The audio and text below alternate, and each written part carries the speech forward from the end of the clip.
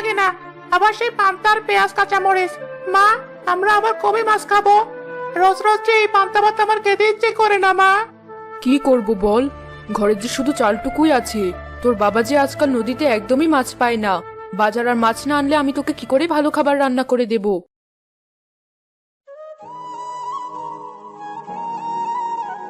কেঁদো না মা। এই দেখো, আমি এই পান্তা ভাতই খাচ্ছি, তুমি কেঁদো না। সবই আমার কপাল, আজ আমার কারণেই সংসারে এত অভাব। কি হলো, ভাত ফেলে কোথায় যাও? দেখে গিয়ে এবেলা যদি নদীতে কিছু মাছ পাই। তাই বলে না খেয়ে যাবে? না, তোমাকে যেতে হবে না, খেয়ে নাও বলছি। না রাজুর মা, যতক্ষণ না আমি নদীতে গিয়ে মাছ পাবো ততক্ষণ এই ভাত আমার গলা দিয়ে নামবে না। আজ যে করেই হোক মাছ আমাকে ধরতেই হবে, নইলে যে আমার সংসার ভেসে যাবে, আমার ছেলেটা যে না খেয়ে মারা যাবে। হায় বিধাতা, তুমি দেখো।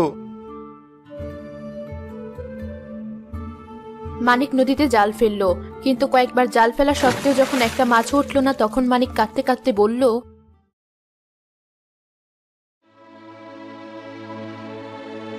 হায় হায়, এই কি ছিল আমার কপালে? একটাও মাছ উঠলো না জালে। তবে কি আজও আমায় খালি হাতে বাড়ি ফিরে যেতে হবে? বিধাতা, এই কি তুমি চাও?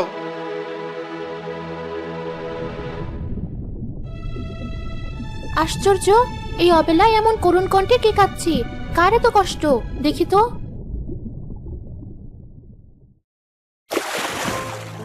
ওই তো, ওই জেলেটা কাঁদছে, কিন্তু কেন দেখি তো গিয়ে। হায় বিধাতা, আমি কি করে বাড়ি যাব? কত আশা নিয়ে বলে এসেছিলাম মাছ নিয়ে তবেই ফিরবো। আমার ছেলেটা যে মাছের আশায় বসে আছে, ওদিকে মাছ না বেচলে ঘরের চালও যে জুটবে না।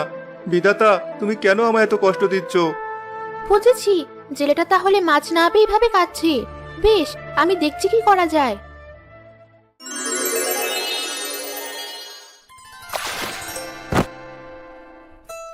আরে, এটা কি? এটা তো দেখছি একটা মাছ, কিন্তু এমন অদ্ভুত মাছ তো আমি এর আগে কখনো দেখিনি। তাতে কি, মনে হচ্ছে বিধাতাই মাছটা আমার কাছে এনে ফেলেছেন। এটা নিয়েই বরং বাড়ি ফিরি। জেলে, দয়া করে আমায় ধরো না। বড় কষ্টে খাবারের সন্ধানে আমি এখানে এসেছি, দয়া করে আমায় মেরো না।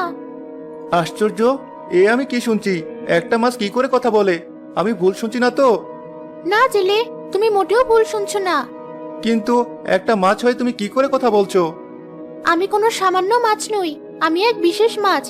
আমি যেমন মানুষের কথা বুঝতে পারি, তেমনি মানুষেরাও অনেক সময় আমার কথা বুঝতে পারে। সে না হয় বুঝলাম, কিন্তু আমাকে যে তোমায় ধরে নিয়ে যেতেই হবে।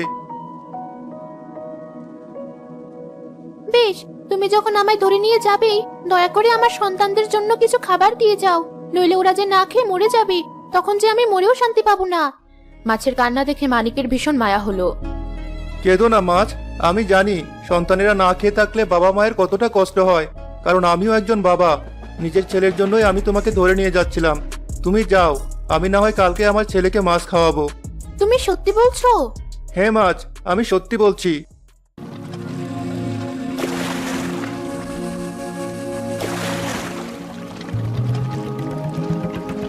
এ কি, আমার সাথে এসব কি হচ্ছে? কে তুমি? আর এতক্ষণ মাছ হয়ে আমার সাথে কেন কথা বলছিলে? ভয় পেও না জেলে, আমি একজন জলপরী। এই নদীতেই আমার বাস। তোমার কান্না দেখে আমার ভীষণ মায়া হচ্ছিল, তাই মাছ সেজে তোমার একটু পরীক্ষা নিচ্ছিলাম। সেই পরীক্ষায় তুমি উত্তীর্ণ হয়েছো। তাতে কি, আমার সংসারের অভাব তো দূর হবে না। চিন্তা করো না জেলে, আজ যেই মাছের অভাবে তুমি কান্নাকাটি করছো, একদিন সেই মাছ তোমার বাড়ি ভর্তি হয়ে থাকবে। কিন্তু কিভাবে? এই নাও, এই মাছটা তুমি তোমার বাড়িতে নিয়ে গিয়ে চাষ করো। দেখবে কিছুদিনের মধ্যেই এই মাছ চাষ করে তোমার সব অভাব দূর হয়ে যাবে। কি করে মাছ চাষ করব? আমার যে কোনো পুকুর নেই, আর বাড়ি বলতে আছে তো একটা শোবার ঘর আর একটা রান্নাঘর। ওখানে আমি কি করে মাছ চাষ করব? কেঁদো না জেলে, আমি সেই ব্যবস্থাও করছি। এই নাও, এই কলসের মাছটা রেখে তুমি তোমার রান্নাঘরে রেখে দিও।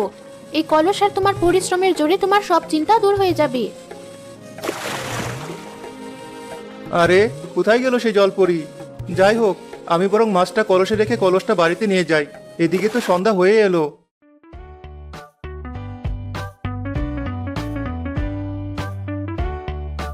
এতক্ষণে তোমার বাড়ি ফেরার সময় হলো, ওদিকে যে ছেলেটা না খেয়ে ঘুমিয়ে পড়লো। চিন্তা করো না রাজুর মা, আজ যা পেয়েছি তা যদি সত্যি হয় তাহলে আর আমাদের অভাব থাকবে না, আর আমাদের ছেলেকেও মাছ না খেয়ে থাকতে হবে না। কি বলছো এসব? কিছুই তো বুঝতে পারছি না। মানিক এক এক করে রাজিয়াকে সব ঘটনা খুলে বলল। সে কি, যা বললে তা কি সত্যি? হ্যাঁ, এই তো কলস, চলো এটা রান্না করে রেখে আসি। অবশেষে বিধাতা আমাদের দিকে মুখ তুলে চাইলেন।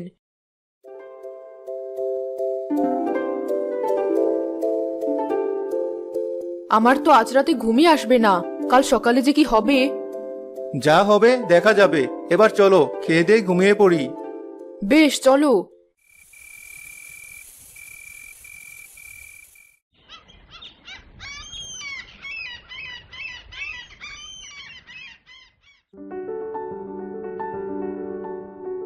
এ কি, এ আমি কি দেখছি? কোথায় গেলে? তাড়াতাড়ি একবার রান্নাঘরে এসো। বাবা, এটা মায়ের গলা না? সকাল সকাল মা এভাবে চিৎকার করে উঠলো কেন? আমিও তো সেটাই ভাবছি, চল তো গিয়ে দেখি কি হলো। রাজুকে সাথে নিয়ে মানিক রান্নাঘরে গিয়ে দেখলো সেখানে এক বিশাল পুকুর হয়েছে, আর সেই পুকুরে সাঁতার কাটছে অনেক অনেক মাছ। একই বাবা, আমাদের রান্নাঘরে এত বড় পুকুর আসলো কোথা থেকে? আর পুকুরে কত মাছ! হ্যাঁ বাবা, এবার আর তোকে মাছ ছাড়া ভাত খেতে হবে না।